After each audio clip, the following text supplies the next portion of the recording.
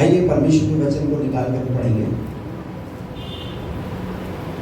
यशायाह नबी की पुस्तक उसका 55 का 10 और 11 पद। यशायाह 55 का 10 और 11 पद। जिस प्रकार से वर्षा और हिम आकाश से गिरते हैं और वहाँ यों ही लौट नहीं जाते और भूमि पर पड़कर उपज उग जाते हैं, जिससे बोने वाले को बीज और खाने वाले को रोटी मिलती है, उसी प्रकार से मेरा वचन भी होगा जो मेरे मुख से निकलता है।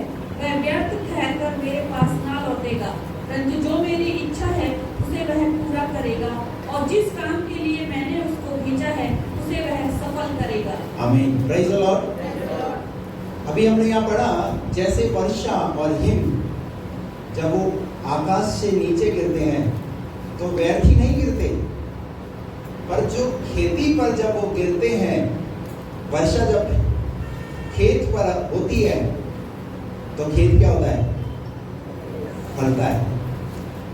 उसी के अगले पद 11 पद में हमने पढ़ा ऐसे ही परमेश्वर का वचन जो परमेश्वर के मुख से निकलता है वो व्यर्थ नहीं जाता, वो बेकार नहीं जाता, परंतु वो वचन क्या लाता है?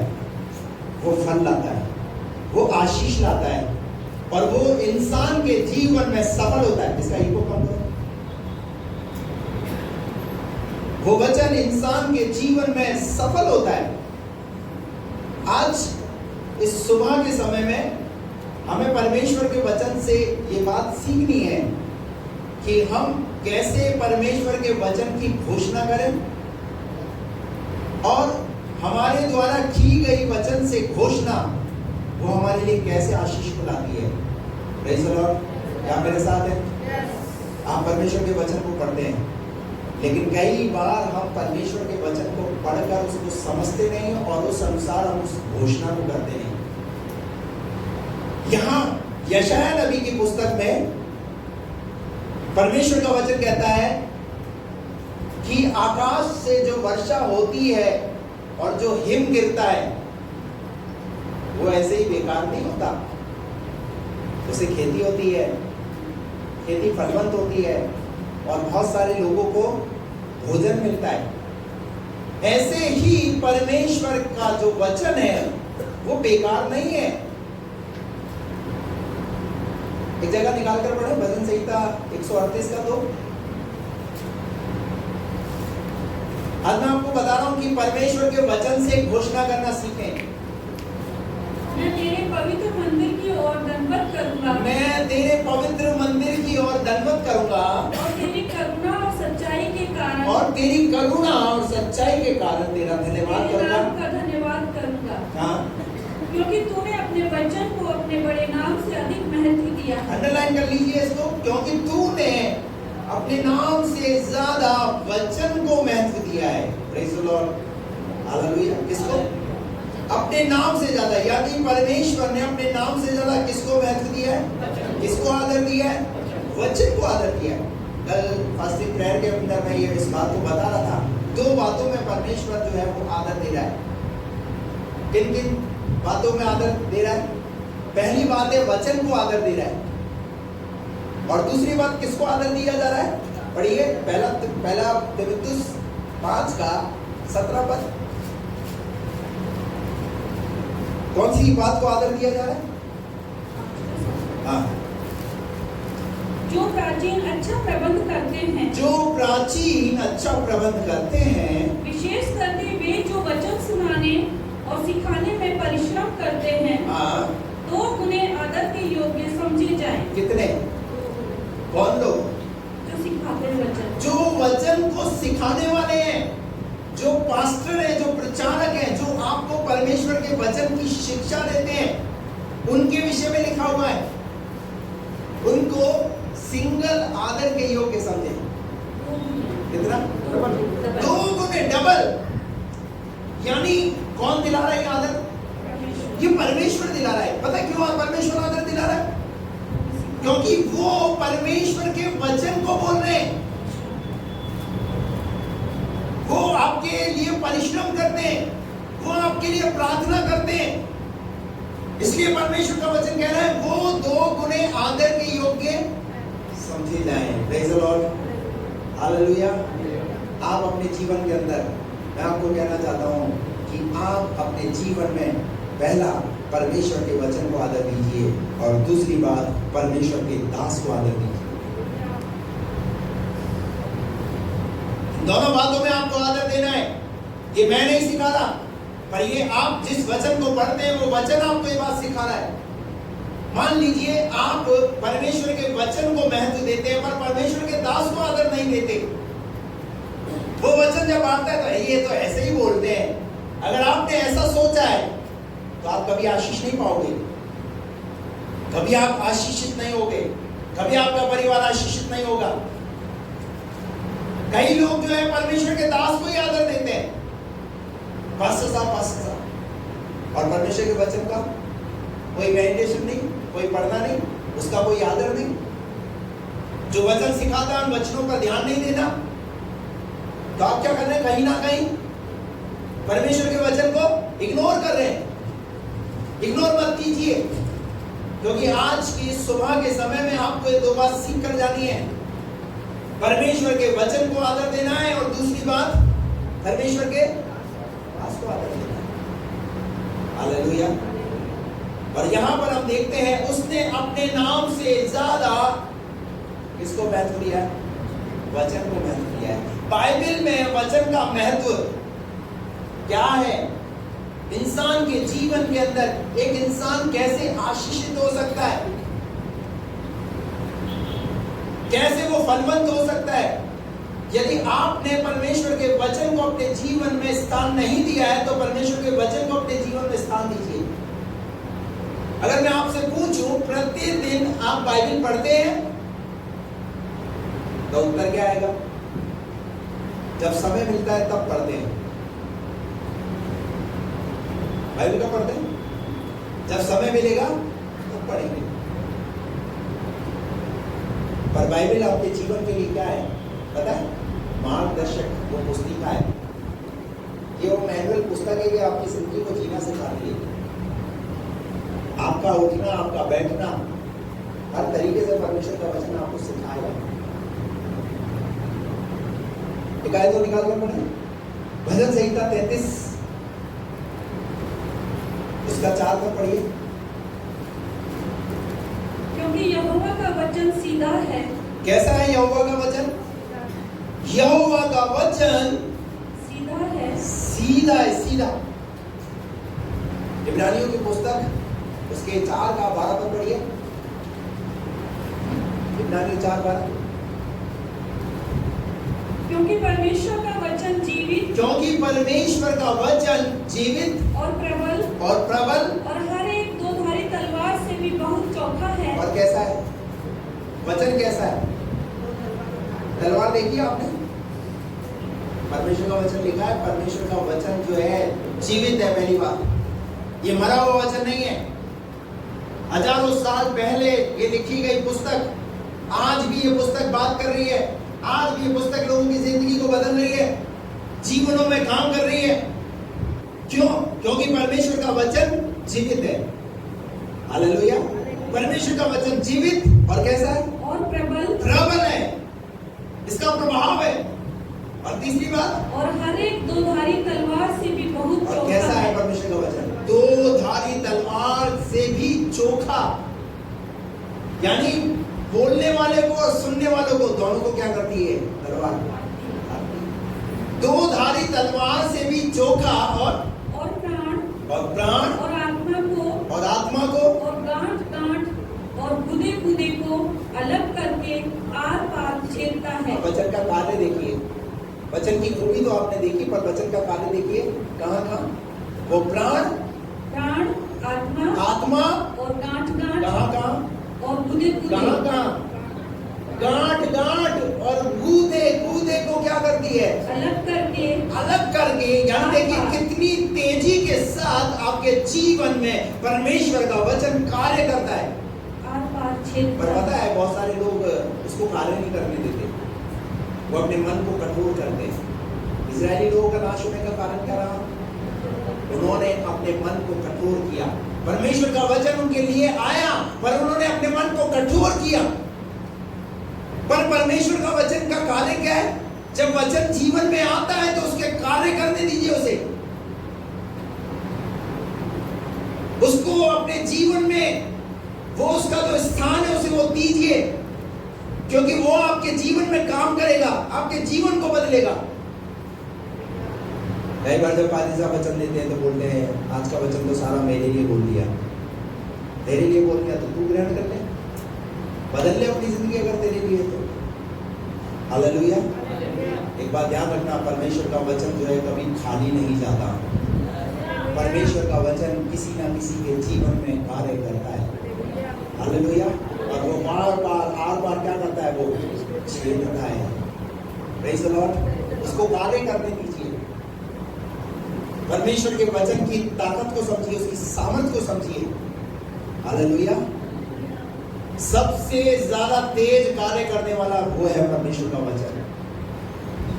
गांठ गांठ गुदे गुदे को आर पार क्या करता है? वो छेड़ता है।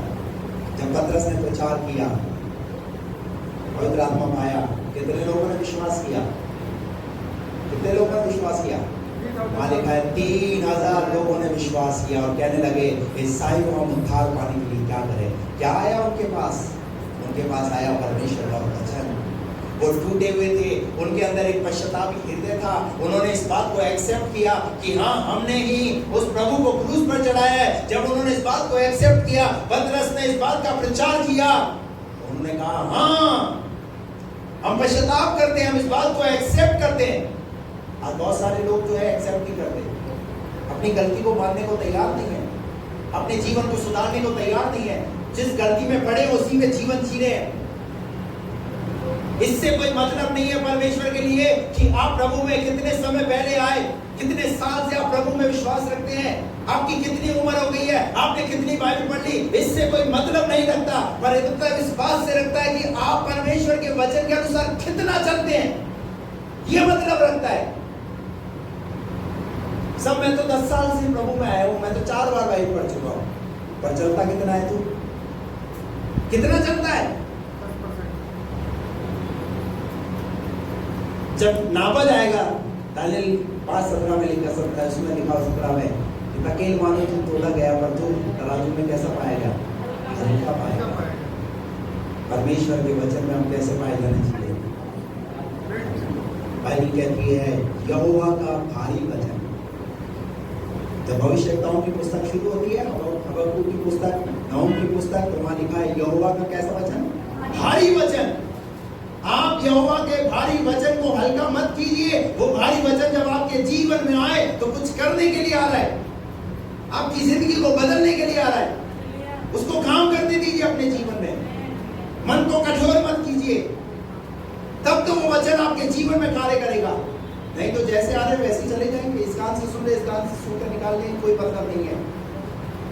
फिर आप यही कहोगे अब तो इतने सालों से चर्च से जा रहे हैं पर कुछ हो ही नहीं रहा। वो इसलिए नहीं रहा क्योंकि वचन को तुमने वो स्थान नहीं दिया है, उसका जो स्थान है, क्योंकि इसने अपने नाम से ज्यादा वचन को महत्व दिया है। यहोवा का वचन कैसा है? यहोवा का वचन सीधा है। Praise the lord. हालेलुया। भजन संहिता 107 का 20 पद पढ़िए।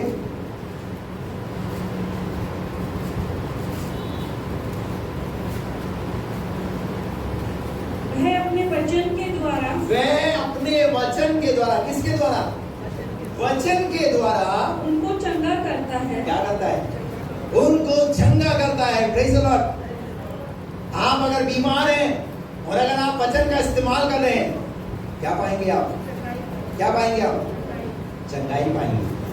क्योंकि लिखा है वह अपने वचन के द्वारा क्या करता है? वह उनको चंगा करता है। तो परमेश्वर का वचन जो है वो इंसान के जीवन में चंगाई को लेकर के आता है। आपको पता है जब डॉक्टर से कुछ नहीं होता, आपको पता है जब डॉक्टर साहब से कुछ नहीं होता है तो डॉक्टर साहब भी आखिर में क्या बोलते हैं? क्या करो? उससे प्रेयर करो, उससे प्रार्थना करो, वही कुछ कर सकता है। हालेलुया। और फिर तब जाकर के कौन काम करता है? परमेश्वर का वचन उसके जीवन में काम करता है। जब आप थक जाते हैं, जब आप हार जाते हैं, जब आप छूट जाते हैं और जब आप प्रभु के पास आते हैं तो प्रभु बोलता है अब तो सही लग गया है, मैं तेरे जीवन में काम करूंगा। यहाँ पर बहुत सारे ऐसे लोग बैठे हैं जिनके जीवन में परमेश्वर का वचन आया, उन्होंने बीमारी में चंगाई को प्राप्त किया। वैसे लोग भाई सब यहाँ बैठे हुए, जब परमेश्वर का वचन उनके जीवन में आया, क्या पाया उन्होंने? चंगाई को पाया। जब इन्हें लाए थे यहाँ पर फोटो में डाल कर लाए थे, क्यों पिंकी बहन? और अभी ये कैसे आते हैं? खुद गाड़ी ड्राइव करके आते हैं। किसने काम किया? किसी पासी ने काम नहीं किया, किसी इंसान ने काम नहीं किया, पर किसने काम किया? परमेश्वर का वचन, जो कि इब्रानियों 4:12 में हम पढ़ चुके हैं कि वो बार बार आर पार क्या करता है? वो छेदता है। जहां वचन की जरूरत होती है उस जगह पर वो वचन इंसान के जीवन को छू लेता है। आपको पता है, जब पेट में दर्द होता है या सर में दर्द होता है तो डॉक्टर साहब जो मेडिसिन लिखते हैं, तो मेडिसिन क्या करती है? उस दर्द पर काम करती है और उस दर्द को ठीक कर देती है। सही है? अगर उल्टी हो रही है तो उल्टी की मेडिसिन लिखेंगे तो उसे थोड़ी देर बाद क्या हो जाएगी? उल्टी। दस्त हो रहे हैं तो दस्त की मेडिसिन देंगे, दस्त। मेरा कहने का मतलब ये है कि जैसे दवाई इंसान के जीवन में जिस प्रकार की बीमारी से वो ग्रसित है और उस जगह पर वो दवाई उस तरीके से लेता है, वो बीमारी क्या हो जाती है? ऐसे मैं आपको कहना चाहता हूँ, परमेश्वर का वचन उससे भी जबरदस्त रूप में काम करता है। Hallelujah, praise the Lord. परमेश्वर का वचन क्या करता है? पढ़िए साल का 20। वह अपने वचन के द्वारा उनको चंगा करता है। और जिस गड्ढे में वो पड़े हुए हैं उसमें से वो उनको निकालता है। आप वचन की घोषणा कीजिए। अगर आप बीमार हैं, बीमारी में बोलिए, प्रभु मैं बीमार हूं, मुझे चंगा कर। यदि आपका कोई अजीज बीमार है, कोई रिश्तेदार बीमार है, आपके कोई घर का सदस्य बीमार है, आप घोषणा करिए यीशु मसीह के नाम में, मैं इसकी चंगाई की घोषणा करता हूं यीशु मसीह के नाम में। आप बोलिए, क्योंकि वचन में लिखा है वह अपने वचन के द्वारा क्या करता है? उनको। आप बोलिए, बताइए कि आपके मात्र बोलने के द्वारा एक इंसान को क्या मिल रही है? क्या मिल रही है? पता है कितना बड़ा काम उसके जीवन में हो रहा है। पर शैतान क्या करता है? हमारे मुंह को उतना ही बंद रखाता है। हमारे मुंह को बंद रखाएगा क्योंकि उसे मालूम है ये अगर मुंह खोलेगा, ये अगर वचन बोलेगा तो क्या हो जाएगा? इसके जीवन में चमत्कार हो जाएगा। हालेलुया। अगर आप प्रभु पर विश्वास रखते हैं तो वचन से घोषणा करें। हालेलुया। अच्छा बताइए, आपको ऐसे बोलने से क्या कुछ पैसे लग रहे हैं? कोई बीमार है और आपको ये बोलने में कुछ लग रहा है कि प्रभु यीशु मसीह के नाम से हम उसकी चंगाई की घोषणा करते हैं, कुछ लगा क्या आपको? घोषणा। आपके बोलने के द्वारा प्रभु कब उसके जीवन को छुएगा, कब उसके जीवन में प्रभु काम करेगा, आपको पता नहीं है। कितने लोगों को ऐसा एहसास हुआ है कि आपने बोला और उस व्यक्ति के जीवन में प्रभु ने काम किया? बहुत सारों के हाथ खड़े नहीं है, लेकिन कहना चाहता हूँ, अगर आप जब बोलेंगे प्रभु काम करेगा। बाइबल में कहीं नहीं लिखा कि पास्टर की प्रार्थना के द्वारा बीमार चंगा होगा। पता बाइबल में क्या लिखा हुआ? धर्मी जन की प्रार्थना के प्रभाव से क्या होगा? बहुत कुछ हो जाएगा। Praise the lord. हालेलुया। अभी आप देखो, छोटी सी बेटी यहाँ आई थी, उसने बोला सब लोग आंख बंद करो। हमने सबने आंख बंद कर दी। क्या बोली? वो प्रार्थना करेंगे। फिर थोड़ी देर बाद उसने बोला आंख खोलो। आंख भी बंद कर ली और आंख, मतलब उस छोटी सी लड़की के कहने पर अपने आंख बंद कर ली और आंख। हालेलुया। देखा उसका प्रभाव। मैं आपको कहना चाहता हूँ, जब आप किसी बीमार के लिए प्रार्थना करोगे, मुंह को बंद मत रखिए, आप प्रार्थना कीजिए। Praise the Lord. परमेश्वर वो परमेश्वर है, वो आपके द्वारा प्रभु अद्भुत काम करेगा। आपका मुंह खोलना काफी है। आपका मुंह खोलना काफी है। आप निराशाओं से गुजर रहे हो ना, आप बोलिए प्रभु को, प्रभु मेरे जीवन में इस निराशा ने मुझे घेर कर रखा हुआ है, यीशु मसीह के नाम से मैं इस बंधन को तोड़ता हूं, यीशु मसीह के नाम में। आप आजादी की घोषणा कीजिए, बोलिए ना।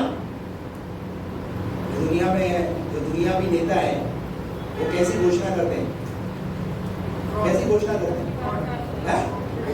झूठी है। उन्हें पता है हम घोषणा करेंगे और उसके बदले में हमें क्या मिल जाएगा? वोट मिल जाएगा। और पता है लोग वोट भी देते हैं। अभी कल न्यूज हम देख रहे थे, न्यूज में जो है वहाँ यूपी के अंदर वो गारंटी कार्ड लेकर पहुंच गए। कांग्रेस ने गारंटी कार्ड दिया ना, कांग्रेस ने गारंटी कार्ड दिया है, बोले वो 8,500 रुपए मिल रहे हैं। कब हमारे खाते में तो आएंगे अभी तक, कब आएंगे? एक गारंटी कार्ड लेकर के पहुंच गए। किस बात को लेकर के पहुंच गए? क्योंकि नेताओं ने क्या की थी? घोषणा की थी, और उस घोषणा के आधार पर वो क्या हो गए? क्या हो गए? क्या आ गया उनके अंदर? जोश आ गया। और मैं आपको कहना चाहता हूं, यहाँ पर हम झूठी घोषणा की बात नहीं कर रहे हैं। यहाँ पर हम वचन से उस बात को सीख रहे हैं। यीशु मसीह ने जब घोषणा की है तो वो काम भी हुआ है। जब उसके बच्चों ने घोषणा की तो वो काम भी हुआ है। एलिया के विषय में हम पढ़ते हैं, एलिया 3.5 साल तक में नहीं बरसना चाहिए। क्या हुआ? कि उसने घोषणा, और क्या हुआ? परफेक्ट टाइम 3.5 साल तक में नहीं बरसा। किसके कहने से? बाइबल कहती है एलिया भी तो हमारे समान दुख सुख भोगी मनुष्य था, लेकिन परमेश्वर ने उसकी प्रार्थना को सुना। जब एक धर्मी जन प्रार्थना करेगा, जब एक धर्मी जन घोषणा करेगा, तब उसके जीवन में काम होगा ना। लेकिन हमारे जीवन में घोषणाएं है नहीं। हम प्रार्थना उस तरीके से करते, वचन को पढ़ते नहीं है, समझते नहीं है वचन को। परमेश्वर का वचन कहता है आप घोषणा कीजिए। एक उदाहरण हम देखेंगे, मरकुस रचित सुसमाचार 8 का 5 पद से, मत्ती 8 का 5 से, मत्ती रचित सुसमाचार। उसने उससे पूछा तुम्हारे पास कितनी रोटियां हैं? मत्ती 8 का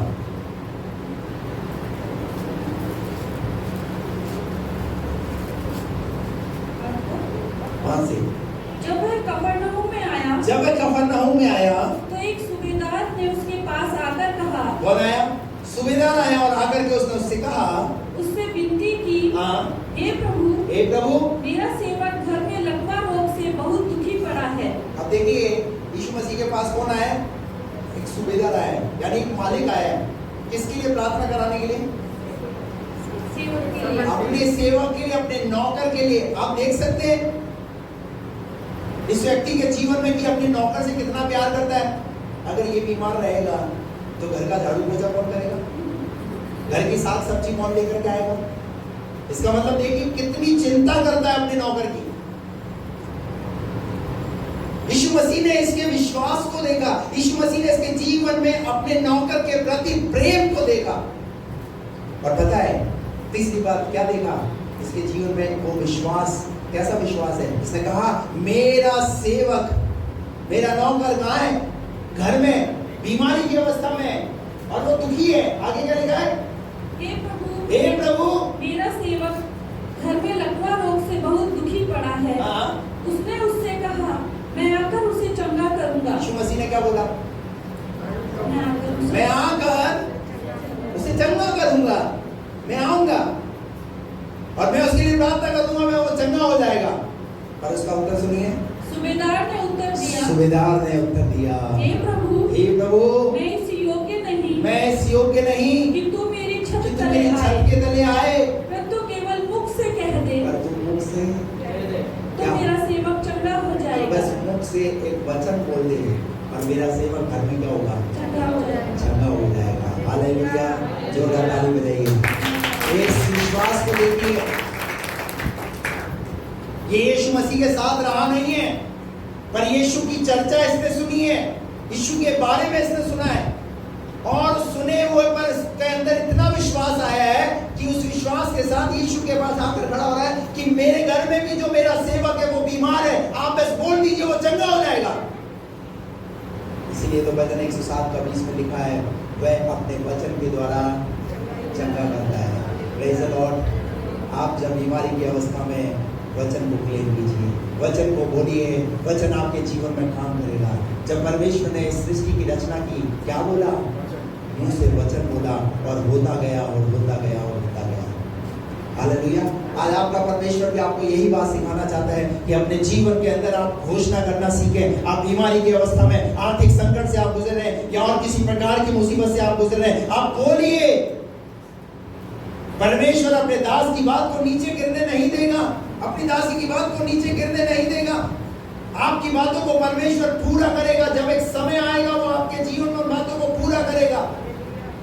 हालेलुया। अगर आपको कोई सता रहा है, आप प्रार्थना कीजिए, प्रभु हम उस व्यक्ति के बदलते हुए जीवन को देखना चाहते हैं, और एक समय आएगा आप उस व्यक्ति को बदलते हुए देखेंगे। हालेलुया। लेकिन जब बोलोगे तभी तो होगा ना। Praise the Lord. यहाँ पर हम देखते हैं उसने क्या बोला कि प्रभु आप अपने मुख से कह दें, तो मेरा सेवक चंगा तो मेरा सेवक। अब बताइए, इसकी यहाँ पर यीशु मसीह के पास आकर के कितनी सी प्रार्थना, क्या हुआ नहीं हुआ? क्या लिखा वहां पर पता है? उसका सेवक क्या लिखा वहां पर? उसी घड़ी चंगा हो गया। Praise the Lord. क्या ज्यादा समय लगा?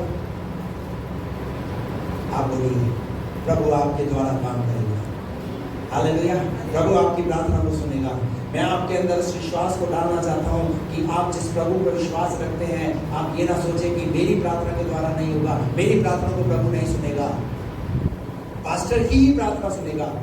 लेकिन आप ऐसी अवस्था में जहां पर आपका संभालने वाला, आपका देखने वाला कोई नहीं है, उसी घड़ी उसी समय आपको प्रार्थना करनी है।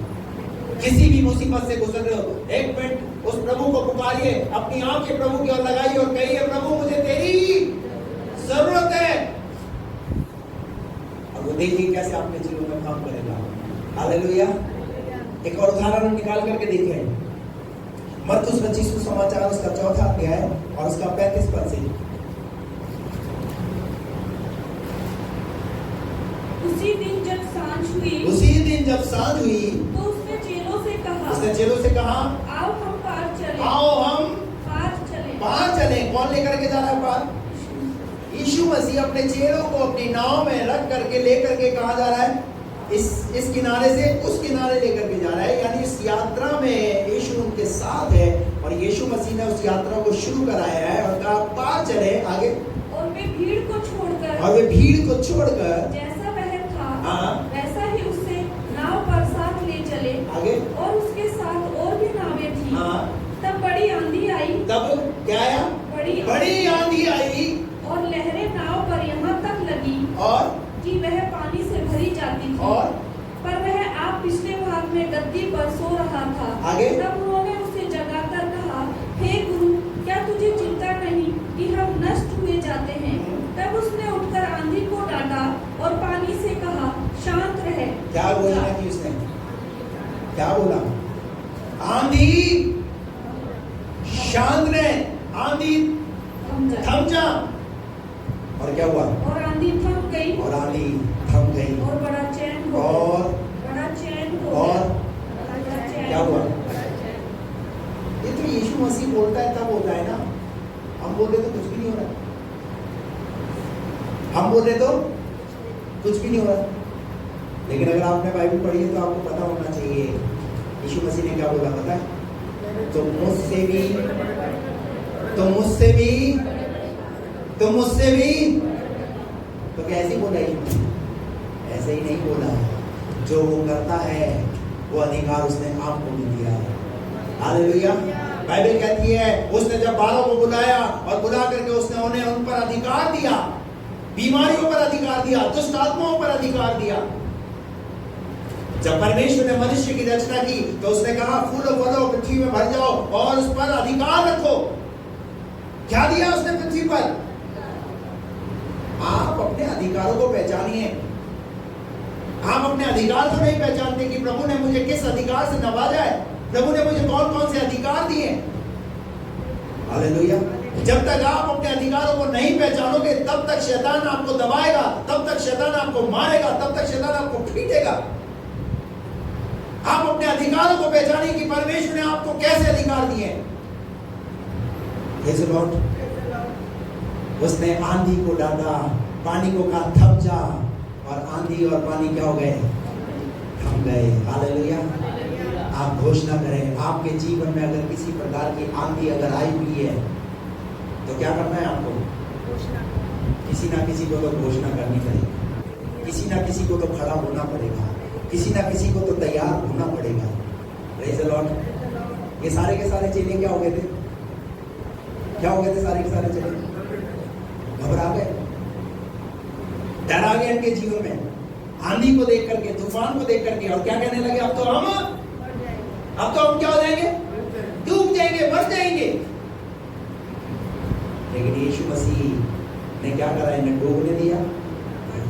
तुरंत यीशु मसीह ने आंधी को डाला, पानी को डाल थम जाए। आप ऐसे प्रभु की आराधना करते हैं जो आंधी और तूफान को भी क्या कर सकता है? क्या कर सकता है? शांत कर सकता है।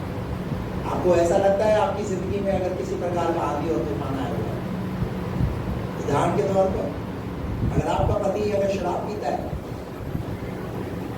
अगर आपके बच्चे आपके कहने में नहीं है, अगर आप किसी ऐसी मुसीबत से गुजर रहे हैं, आपके दिन हर दिन लड़ाई और झगड़े होते हैं, क्लेश होते हैं, आपके जीवन में हर दिन और आंधी और तूफान उठता ही रहता है, और किसी ना किसी को तो खड़ा होना पड़ेगा, किसी ना किसी को तो प्रार्थना करनी पड़ेगी, किसी ना किसी को तो बोलना पड़ेगा, प्रभु आप इस आंधी और तूफान को शांत कर सकते हैं, प्रभु आप इस आंधी और तूफान को रोक सकते हैं, प्रभु ये हमारे बस की बात नहीं है प्रभु। हालेलुया। और वो क्या करेगा? वो आंधी और तूफान को शांत करेगा। आप घोषणा कीजिए, परमेश्वर आपकी बात को सुनेगा। पूरी इजरायली सेना के सामने एक गोलियत नाम की शख्सियत खड़ी हुई है। लंबा चौड़ा तगड़ा हट्टा कट्टा, एक ऊंचा टील डोल में लंबा व्यक्ति खुदा के लोगों को ललकार रहा है और कह रहा है, कौन है जो मेरा सामना करेगा? कौन है जो मुझसे लड़ेगा? ऐसे में किसी की भी हिम्मत नहीं हो रही। क्या हिम्मत नहीं हो रही? गद और काठी, इतना ताकतवर व्यक्ति नजर आ रहा है, लोग उससे डरते हैं, इसका तो कोई भी व्यक्ति सामना नहीं कर सकता। उसके विषय में लोगों ने सुना है कि ये क्या कर देगा, ये मसल देगा, ये दबा देगा पैर से। लेकिन पता है, इजरायली कौम के अंदर एक छोटा लड़का, दाऊद नाम का लड़का, जब वो अपने भाइयों के पास वहां पर उनके लिए सेना में खाना लेकर के आया था, बाइबल ऐसा कहती है, दाऊद ने उसकी ललकार को सुना, और जब दाऊद ने उसकी ललकार को सुना तो दाऊद ने देखा ये कौन खतना रहित फलिश्ती व्यक्ति खुदा के लोगों को ललकार है, और हम खुदा के लोग हो करके हम उसकी ललकार को सुन रहे। आज तक तो खुदा के लोगों को जिसने ललकारा है, खुदा ने उसको क्या कर दिया है? नाश कर दिया है। तो ये अभी तक हम पर कैसे ललकार रहा है? और बाइबल ऐसा कहती है कि क्या हुआ? दाऊद ने कहा, मैं इस खतना रहित फलिश्ती से जाकर के लड़ूंगा। उसने दिलेरी दिखाई, उसने हिम्मत दिखाई। और पता है, शाऊल ने पहले तो आनाकानी करा, लेकिन जब बात मान ली तो शाऊल के वस्त्र पहने उसे चला नहीं गया, हथियार ले लिए उसे चला नहीं गया। उसने सारे हथियारों को, सारे वस्त्रों को उतार करके जिस दशा में वो था उस दशा में वो गोलियत के सामने खड़ा हो गया। और दाऊद के हाथ में गोफन और पत्थर थे, और दाऊद ने उसी गोफन और पत्थर से गोलियत का सामना किया, और अपनी गोफन में एक पत्थर लगाया और गोलियत के सीधे माथे पर मारा। गोलियत क्या कह रहा था? मैं कोई कुत्ता हूं जो तू ये गोफन लेकर के मेरे पास आता है? पर दाऊद का एक सेंटेंस, दाऊद के वो शब्द मैं आपको कहना चाहता हूं। दाऊद ने क्या शब्द बोले वहां पर? तू तो तलवार, भाला और सांग लिए वो आता है, पर मैं परमेश्वर के नाम से आता हूं, मैं यहोवा के नाम से आता हूं। हालेलुया। और उस जगह में यहोवा के नाम से आता हूं, और उसने उस गोफन में एक पत्थर को लगाया और सीधा गोलियत के ऊपर टांग दिया। और गोलियत एक पत्थर खाकर क्या हो गया? क्या हो गया? नीचे और उसने उसी की तलवार लेकर के उसका सर धड़ से अलग कर दिया। क्या काम किया उसने? बोलिए आप, कैसे तहस नहस हो गया? कैसे तहस नहस हो गया? विश्वास से उस वचन की उसने घोषणा की। हालेलुया। कई बार विपरीत परिस्थितियां हमें डराती है, कई बार हमें कई प्रकार की मुसीबतों से हमें डर करके रहना पड़ता है।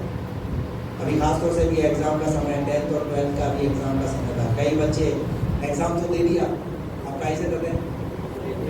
रिजल्ट से। क्यों रिजल्ट से करते हैं? उनको पता है उन्होंने क्या लिखा है। ये देखो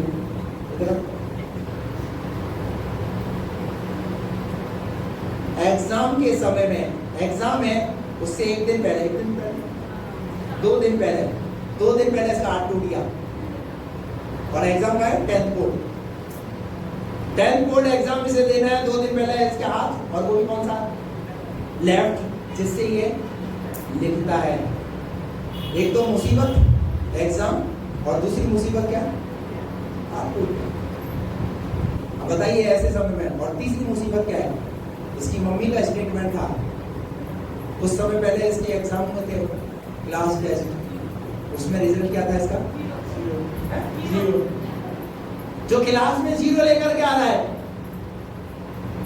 लेकिन पता है अभी रिजल्ट में था अजमेर में, इसका रिजल्ट आया, और जब रिजल्ट डिक्लेयर हुआ तो क्या डिक्लेयर हुआ? Pass, second division. Praise the lord, hallelujah.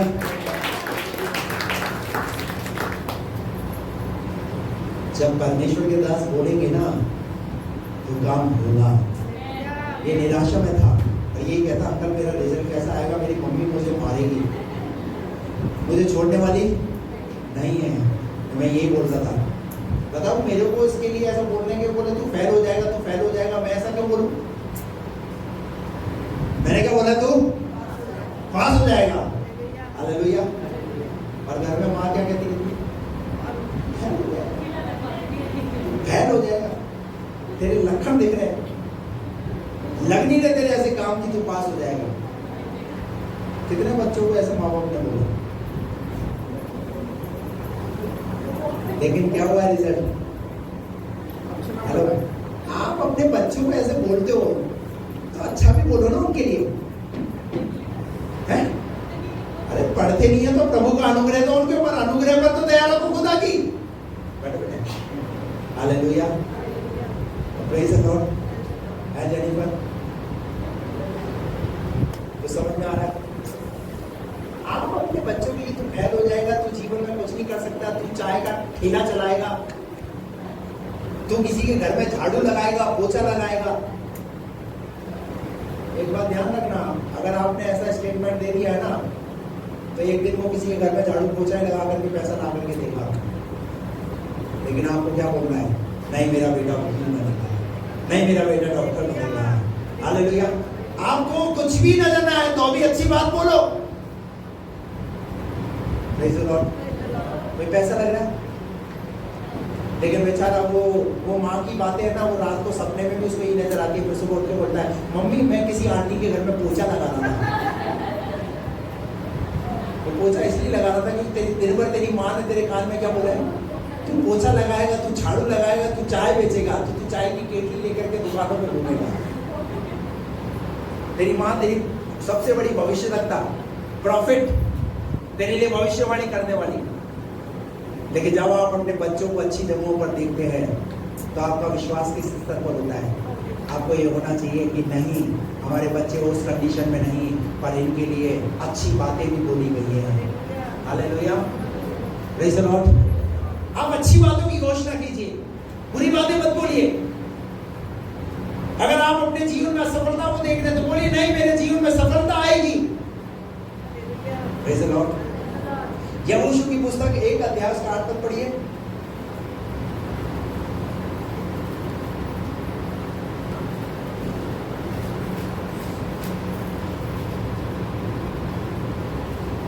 जल्दी करिए।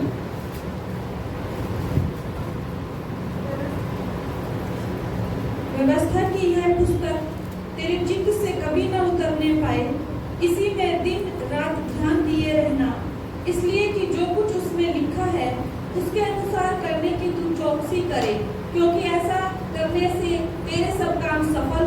कैसा करने से? प्रभावशाली होगा।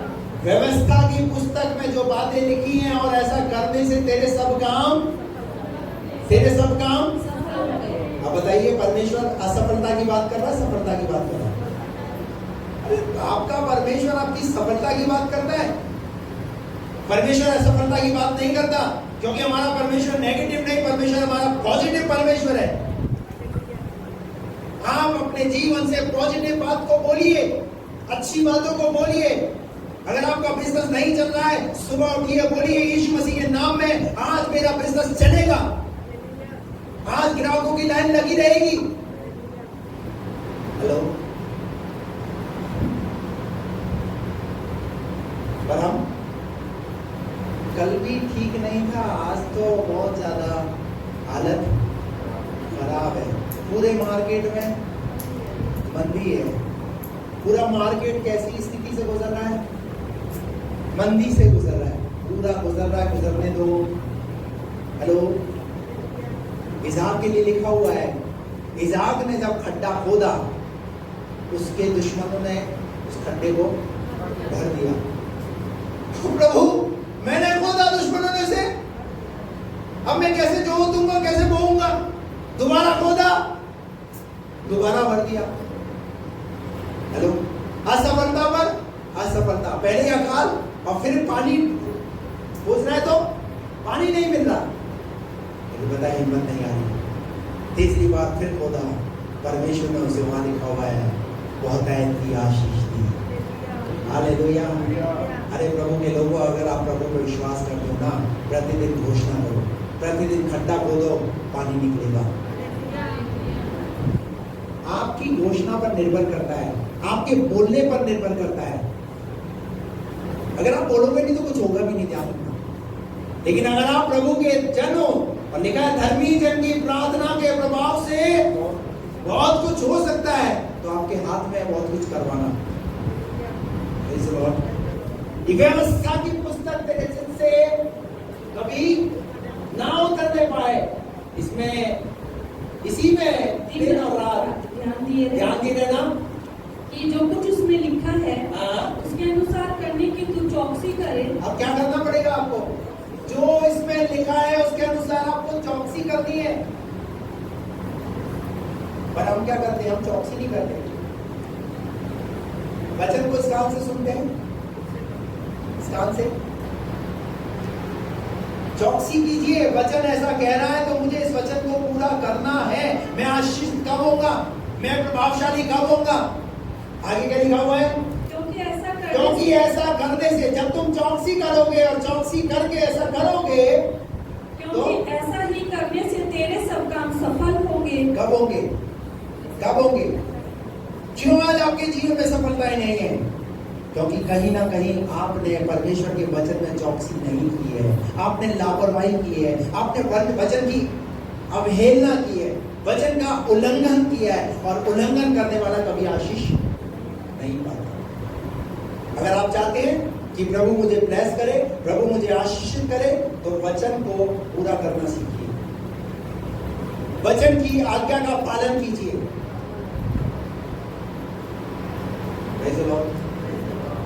हालेलुया।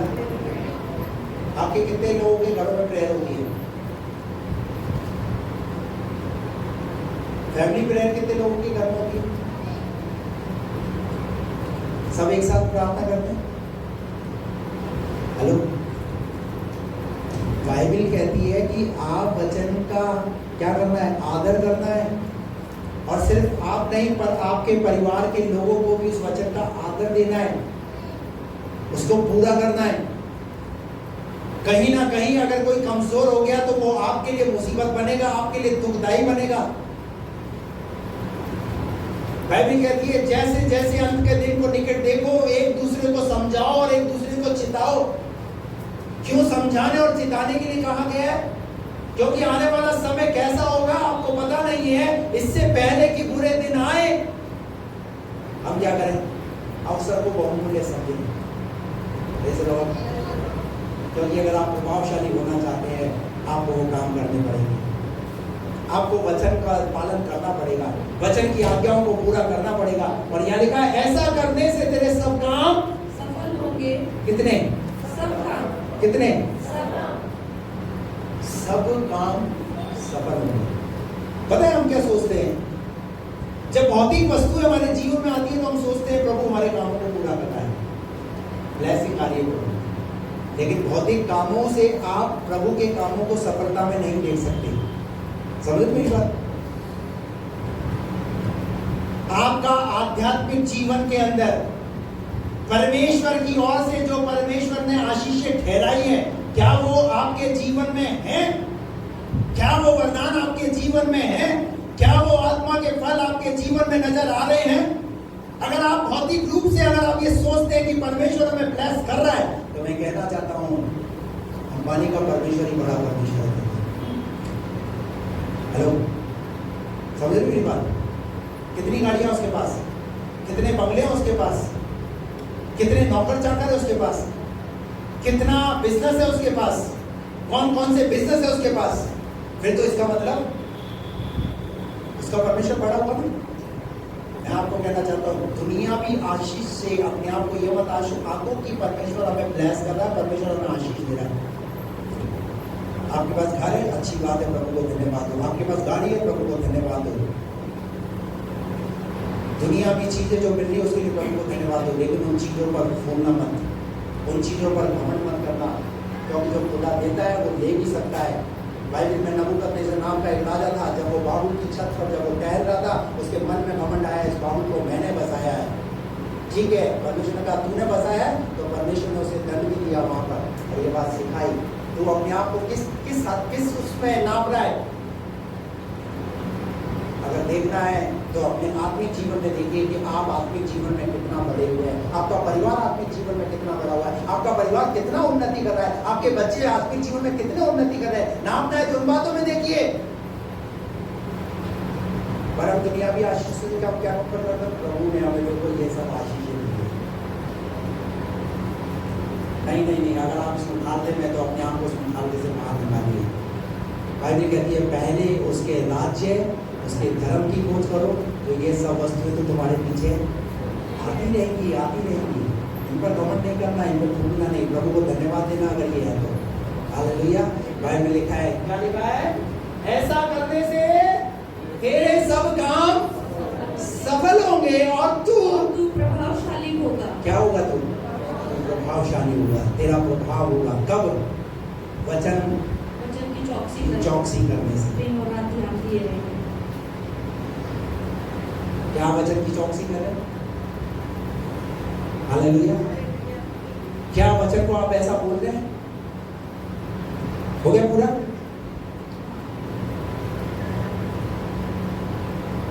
मरकुस रचित सुसमाचार 4 अध्याय उसका 14 और 15 पद। बोने वाला वचन बोता है, बोने वाला वचन बोता है, जो मार्ग के किनारे के हैं, जहाँ वचन बोया जाता है, वे ये हैं कि जब उन्होंने सुना, हाँ, तो शैतान तुरंत आकर वचन को जो उसमें बोया गया था उठा ले जाता है। क्या कर देता है? आपको पता है शैतान क्या चीज चुराता है विश्वासी के जीवन से? क्यों चुराता है? क्योंकि अगर एक विश्वासी अगर घोषणा करना सीख गया, वचन को पढ़ करके उसे समझना सीख गया, तो वो क्या हो जाएगा? आशीषित हो जाएगा, वो फलवंत हो जाएगा। और लिखा है शैतान क्या चीज चुराता है? आपका आईफोन है, आपका मोबाइल, आपकी ज्वेलरी, क्या चुराता है शैतान? शैतान दुनियावी चीजों को नहीं चुराता, पता है? शैतान आपके जीवन में जो वचन डाला जाता है ना, वचन सिखाया जाता है, उसको चुराता है। और आपको किस चीज से सावधान रहने की जरूरत है? उस शैतान से सावधान रहने की जरूरत है जो वचन आपके जीवन से चुराता है। शैतान को अपने जीवन से वचन मत चुराने दो, क्योंकि शैतान तुरंत आकर कैसे आता है? वो पढ़ी है क्या लिखा? बोने वाला वचन बोता है, जो मार्ग के किनारे के हैं, जहाँ वचन बोया जाता है। ये वे हैं कि जब उन्होंने सुना तो शैतान तुरंत आकर वचन घंटे के बाद आएगा शैतान। तुरंत मतलब आप उसका काम देखिए कितना स्पीडली काम करता है वो, कि तुरंत कैसे एक्शन में आता है वो। तुरंत आपको बता रहा हूं मैं, आप जैसे यहां से वचन सुनकर जाओगे ना, सबके जीवन से वचन गायब। कौन करता है? शैतान। अरे गाय बनो, गाय। क्या बनो? क्या बनो? गाय। गाय को देखा आपने? गाय क्या करती है? गाय एक जगह चारा चर लेगी और चरने के बाद फिर कहीं एक जगह पर जाकर के या बैठ जाएगी या खड़ी खड़ी क्या करती रहेगी?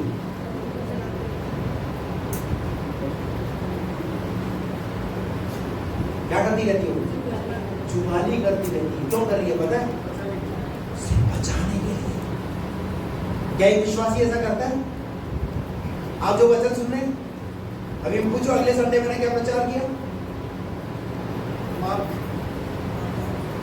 अच्छा किया था, बहुत बढ़िया।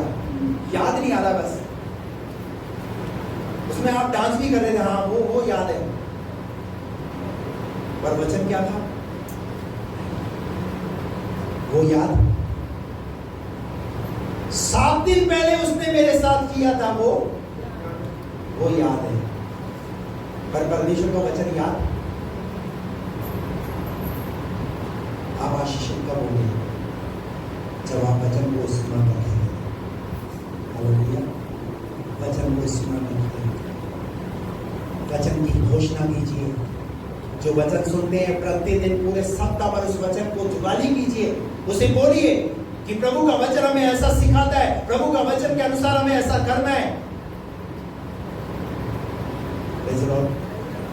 नहीं तो लिखा हुआ है, तो शैतान तुरंत आकर वचन को जो उनमें बोया गया है वो क्या कर देता है? उठा ले जाता है। क्या कर देता है? उठा ले जाता है।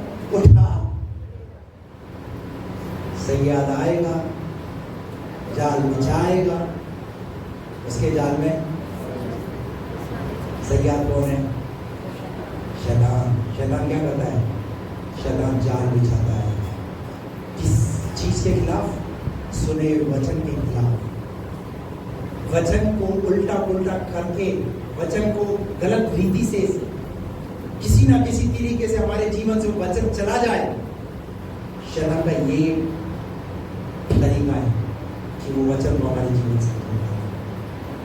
लेकिन आज सुबह के समय में आपको कह रहा हूं कि आप परमेश्वर के वचन की घोषणा करें।